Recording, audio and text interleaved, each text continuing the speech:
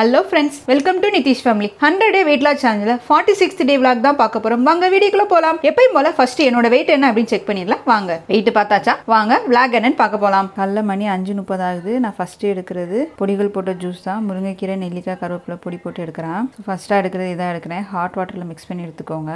காலையில 8 மணி ஆகுது. நிதிஷ்க்கு வந்து இன்னைக்கு எக்ஸாம்னால 8 மணிக்கு டிஃபன் எடுத்துறலாம். 8:30க்கு ஸ்டார்ட் ஆயிடும். அவன் எடுக்கிறது ஒரு இட்லியும் கொஞ்சோண்டு சவுச்சவு குழம்பும் அதுக்கப்புறம் சப்பாத்தி ப்ளஸ் முட்டை போட்டு பொடி மாஸ் மாதிரி பண்ணியிருக்கேன். சப்பாத்தி பொடி மாஸ் தான். அதுதான் அவன் காலைல 8 மணிக்கு எடுக்கிறான்.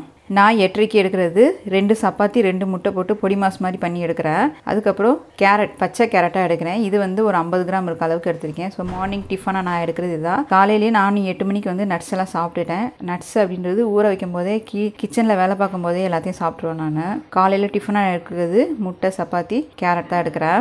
மிட் மார்னிங் ஸ்நாக்ஸாக எடுக்கிறது 10 மணிக்கு வந்து செவ்வாழை தான் ஒன்று எடுக்கிறேன். 10:30க்கு நான் இன்னைக்கு வந்து கொஞ்சம் எக்ஸசைஸ் பண்ணலான்னு இருக்கேன். மார்னிங்கில் எக்ஸசைஸ் பண்ணேன். பட் டைம் கிடச்சது கொஞ்சம் ஃப்ரீயாக இருந்தேன் அப்படின்னா கண்டிப்பாக நான் எக்ஸசைஸ் பண்ணுவேன். சில சமயம் வந்து நம்மளுக்கு ஒரு நாள் கூட ஃபுல் டேவும் ஒர்க் இருக்கும் அப்படின்னு பண்ண முடியாது. அதனால ஒரு சில நாள் எனக்கு வந்து டைமிங் வந்து 2-3 தடவை ஃப்ரீ டைம் கிடைக்கும் போது தான் ஒரு half அன் ஹவருக்கு பண்ணிடுவேன். மெயின் கண்டிஷன் வந்து இதுதான். சாப்பாடு சாப்பிட்டு ஒரு 3 மணி நேரம் கழிச்சு வந்து எக்ஸசைஸ் பண்ணிக்கோங்க. அந்த மாதிரி எக்ஸசைஸ் பண்ணி 1 மணி நேரம் கழிச்சு சாப்பாடு எடுங்க. வாழைப்பழம் சாப்பிட்டு ஒரு 1/2 மணி நேரம் கழிச்சு எக்ஸசைஸ் பண்ணலாம். நீங்கள் ரொம்ப டயர்டாக ஃபீல் பண்ணுறீங்க அப்படின்னா ஒரு வாழைப்பழம் எடுத்துக்கோங்க. செவ்வாழை தான் எடுக்கணும், இல்லை மஞ்சள் வாழைப்பழம் எது வேணால் எடுத்துக்கலாம். எடுத்து சாப்பிட்டுட்டு ஒரு 1/2 மணி நேரம் இல்லை 3/4 மணி நேரம் கழிச்சுட்டு எக்ஸசைஸ் பண்ணுங்க. கொஞ்சம் எனர்ஜியாக இருக்கும். நம்மளுக்கு எனர்ஜி கொடுக்குறதே வாழைப்பழம் தான். 7th வீக்கோட 4th டே எக்ஸசைஸ் தான் பார்க்க போறோம். இன்னைக்கு பார்க்க போற எக்ஸசைஸ் அப்படின்றது லோயர் பாடிக்குரிய எக்ஸசைஸ் தான். அதுக்கு முன்னாடி மெயினா ஒரு விஷயம் அப்படின்றது அதிகமா ஹேர் ஃபால் ஆகுதுக்கா வெயிட் லாஸ்ல. அதே நேரத்துல இந்த COVID-19 வந்ததுக்கு அப்புறம் ஹேர் ஃபால் அதிகமா இருக்கு. அதுக்கு என்ன பண்ணலாம்னு கேக்குறீங்க. உணவு முறைகள் ரொம்ப முக்கியம். சத்தான உணவுகள் எடுக்க தான் வந்து நம்மளுக்கு வந்து ஹேர் ஃபால் வந்து கொஞ்சம் கொஞ்சமா கண்ட்ரோல் ஆகும். ஒரே நாளையோ ஒரே வாரத்திலேயோ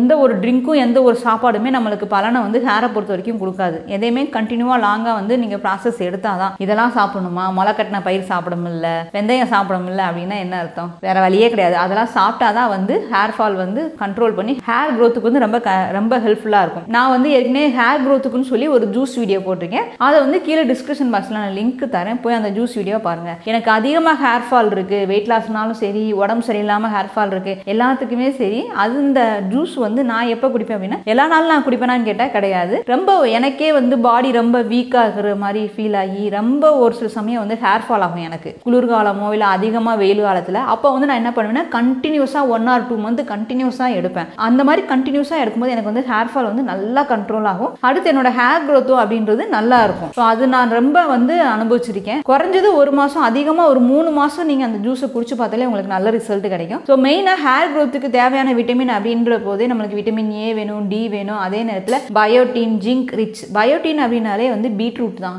பீட்ரூட், மாதுளம்பழம், ஆலுவேரா ஜூஸ், பச்சைப்பயிறு, முட்டையோட வெள்ளைக்கரு, அந்த மாதிரி உணவுகள் எடுக்கும்போது தான் நீங்க அந்த ஜூஸை ட்ரை பண்ணி பாருங்க. எப்பேற்பட்ட ஹேர் ஃபால் இருந்தாலும் அந்த ஜூஸை நீங்க 1 month எடுக்கும் போதே உங்களுக்கு நல்லா வந்து ரிசல்ட் கிடைக்கும். ஸோ ட்ரை பண்ணி பாருங்க. மார்னிங்ல எம்டி ஸ்டொமக்ல தான் இருக்கணும் அந்த ஜூஸ் அப்படின்றது. அதுல இருக்க பொருட்கள் இது எடுக்கலாமா, அது எடுக்கலாமா, அது கிடைக்காது, இது கிடைக்காதுன்னு சொல்லாதீங்க. ஹேர் க்ரோத் நல்லா இருக்கணும் அப்படின்னா எல்லா பொருளையும் சேகரிச்சு வச்சு 1 மாசத்துக்கு ட்ரை பண்ணி பாருங்க. அப்போனா தான் எல்லா விதமான சத்துக்களும் நம்மளுக்கு கிடைக்கும், நல்ல ஹேர் க்ரோத்தும் இருக்கும். ட்ரை பண்ணி பாருங்க. மெயினா மார்னிங் ஃபுட் நல்லா எந்த அளவுக்கு ஹெல்த்தியா இருக்கீங்களோ உங்க கண்ணை வந்து ரொம்ப டொக்கு விழுகாது, ஹேர் க்ரோத் வந்து செமையா இருக்கும், ஃபேஸ் வந்து சைனிங்கா க்ளோவிங்கா வரணும். இந்த 3க்கு மெயினான ரீசன் மார்னிங்ல எடுக்கிற ஹெல்த்தியான ஃபுட்டு. மேக்ஸிமம் பழங்கள் அதிகமா எடுங்க. முளைக்கட்டின பச்சை பயிர்கள் எடுக்கிறது, முளைக்கட்டின கருப்பு சுண்டல் எடுக்கிறது, அந்த மாதிரி எடுத்துக்கோங்க. புரோட்டீன் ரிச்சா எடுங்க. அந்த மாதிரி எடுத்துக்கிட்டா கண்டிப்பா இந்த 3 பிரச்சனையுமே இருக்காது. அதுதான் மிக சிறந்த ஒரு சொல்யூஷனே சொல்லலாம். என்னோட லைஃப்ல நான் வந்து அது இப்போ வரைக்கும் கடைபிடிக்கிறதுனால தான் என்னோட ஹேர் க்ரோத்தும் சரி, அதே நேரத்தில் என்னோட ஃபேஸ் வந்து அந்த அளவுக்கு டல்னஸ் இருந்தது இல்லை. ஸோ அந்த ஃபேஸ் வந்து நல்லா பிரைட்டாக இருக்கணும் அப்படின்னாலே மார்னிங்கில் எடுக்கிற ஃபுட்டு ரொம்ப ரொம்ப ரொம்ப முக்கியம். இதுதான் ரகசியம், வேற ஒன்றும் கிடையாது. சாப்பாடு தான் ரொம்ப ரொம்ப முக்கியம். 80% நம்ம சாப்பாட்டில் தான் இருக்கு. ஹெல்த்தியாக சாப்பிடுங்க. தொப்பை அப்படின்றது இருக்கவும் இருக்காது. சரி வாங்க, இன்னைக்கு எக்ஸசைஸ் அப்படின்ற போது ஃபர்ஸ்ட் வார்ம் அப் பண்ணிக்கோங்க. அதுக்கப்புறம் லோயர் பாடிக்கு 11 எக்ஸசைஸும் பண்ணிட்டு அதுக்கப்புறம் கூல் டவுன் பண்ணுங்க. வாங்க எக்ஸசைஸ் பார்த்துடலாம். First exercise jumping jack plus running in place. Jumping jack 40 கவுண்டும், ரன்னிங் இன் பிளேஸ் 40 செகண்டுக்கு 3 செட்டு பண்ணுங்க. விடாமல் கண்டினியூவாக பண்ணுங்கள். அதுக்கப்புறம் 10 செகண்ட் ரெஸ்ட் எடுத்துக்கோங்க. Second exercise squat plus sumo squat. Squat 11 கவுண்டிங்கும் ஸ்மோ ஸ்குவாட் 11 கவுண்டிங், அந்த மாதிரி 22 கவுண்டிங்கில் பண்ணுங்கள்.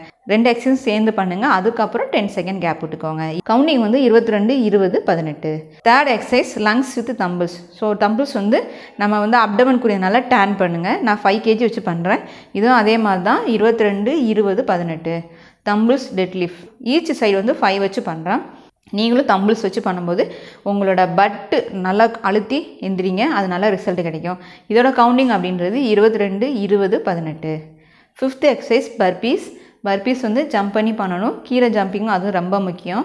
ஸோ இதோட கவுண்டிங் அப்படின்றது 18, 15, 12. தம்பிள்ஸ் வச்சு பண்ணும்போது ப்ரெஸ் பண்ணி பண்ணுங்கள், ரொம்ப டிஃப்ரென்ஸ் செம்மையாக தெரியும். Sixth exercise donkey kick plus fire hydrant. Donkey kick 11 கவுண்டிங்கும் ஃபயர் ஹைரண்ட் 11. கேப் இல்லாமல் பண்ணணும், ரெண்டும் சேர்ந்து பண்ணிவிட்டு அதுக்கப்புறம் வந்து நீங்கள் 10 செகண்ட் கேப் விட்டுக்கலாம். ஸோ கேப் விடாமல் இந்த எக்ஸசைஸ் ரொம்ப ஈஸியாக தான் இருக்கும். அதனால 30, 25, 22 அந்த கவுண்டிங்கில் கூட நீங்கள் பண்ணிக்கலாம். ஈஸியாக இருக்க எக்ஸசைஸை கொஞ்சம் கவுண்டிங்காக அதிகப்படுத்திக்கோங்க. செவன்த் எக்ஸசைஸ் வால் சிட்டப். ஸோ வால் சிட்டப் அப்படின்றது ஒரு சிலரால் உட்கார முடியாது, ஏன்னா ஓவர் வெயிட் இருக்கும்போது தொடை அதிகமாக இருக்கும்போது சில பேர் நடுக்கம் கொடுக்கும். ஸ்டார்டிங்கில் 15 செகண்ட்லேருந்து ஆரம்பித்து கொஞ்சம் கொஞ்சமாக இன்க்ரீஸ் பண்ணுங்கள். ஏற்கனவே நீங்கள் பண்ணீங்க அப்படின்னா ஃபஸ்ட்டு செட்டுக்கு வந்து 60 செகண்டு, ரெண்டாவது செட்டுக்கு வந்து 45 செகண்டும், மூணாவது செட்டுக்கு வந்து 30 செகண்டுக்கு பண்ணுங்கள். Eighth exercise weighted situp plus Russian twist. இது நான் 5 kg வச்சு பண்ணுறேன். ரெண்டு தடவை வந்து ரஷ்யன் ட்விஸ்ட் வந்து பண்ணுங்கள்.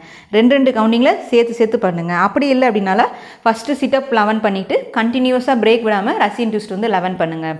11 + 11 அப்படின்றது உங்களுக்கு வந்து 22 வந்துடும். ஸோ இது கவுண்டிங் அப்படின்றது 22, 20, 18 வந்துடும். 9th எக்ஸசைஸ் சிட்டப் நீ ஹக். நீ ஹக் ரொம்ப முக்கியம். அடிவயிறு குறையதும் சரி, உங்கள் கை வந்து நீங்கள் பொசிஷன் வைக்கும்போது உங்கள் ஆர்ம்ஸும் நல்ல டிஃப்ரென்ஸ் தெரியும். எதையுமே விடாமல் கண்டினியூவாக பண்ணணும். சிட்டப் நீ ஹக்கோட கண்டினியூஸாக ரிவர்ஸ் கன்சஸும் சேர்த்து பண்ணுங்கள்.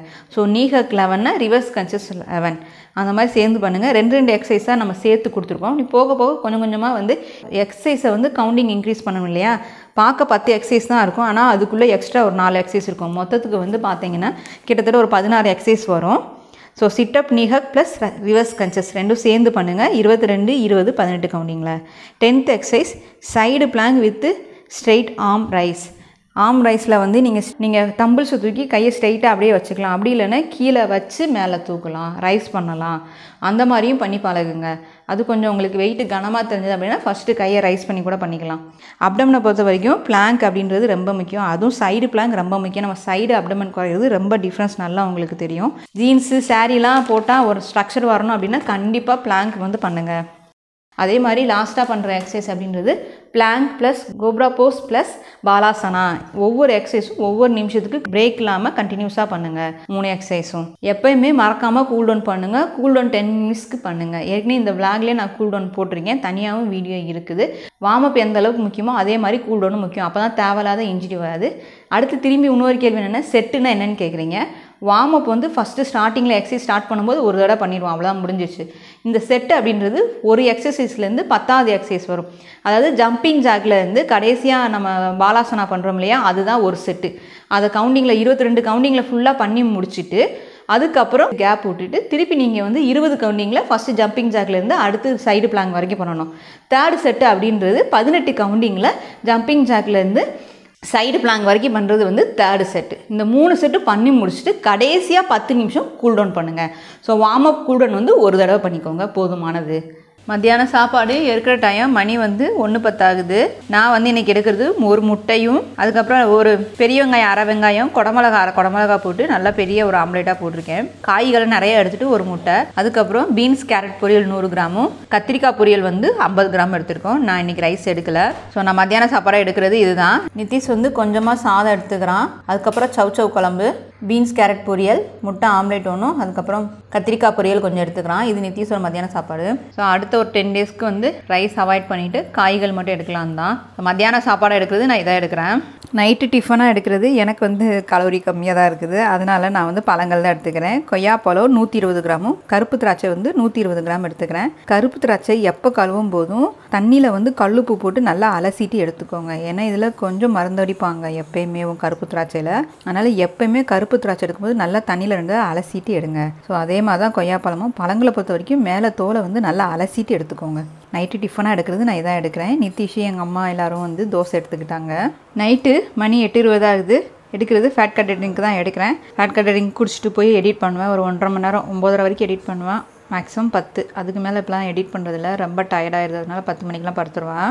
ஸோ ராத்திரிக்கு எடுக்க ஃபேட் கட்டர் ட்ரிங்க் நல்லா வார்மாக எடுத்துக்கோங்க. ஒரு சிலர் சாப்பிடும்போது ஹீட் ஆகுதுக்கா பாடின்பீங்க. ஆமாம், ஏன்னா ஹீட் ஆகும். ஸோ அந்த மாதிரி ஹீட் ஆகும்போது நீங்கள் என்ன பண்ணிக்கோங்க, எடுக்கிற ஸ்பூன் வந்து நான் 1 டீஸ்பூன் போடுறேன்னா நீங்கள் 1/2 டீஸ்பூன் போட்டுக்கோங்க. கம்மியாக பொடி போட்டு எடுத்துக்கோங்க. அப்போ நல்லா உங்களுக்கு டிஃப்ரென்ஸ் தெரியும். அதிகமாக எடுக்காமல். இன்றைக்கி என்னோடய டயட் அண்ட் எக்ஸசைஸை நான் சூப்பராக ஃபினிஷ் பண்ணிட்டேன். அதே மாதிரி நீங்களும் விடாமல் கண்டினியூவாக பண்ணணும். அதுக்காக தான் இந்த 100 டே சேலஞ்ச் அப்படின்றது. ஏன்னா அது தொடர்ச்சியாக பண்ணுறது தான் ஒரு சிலரால் முடியாது.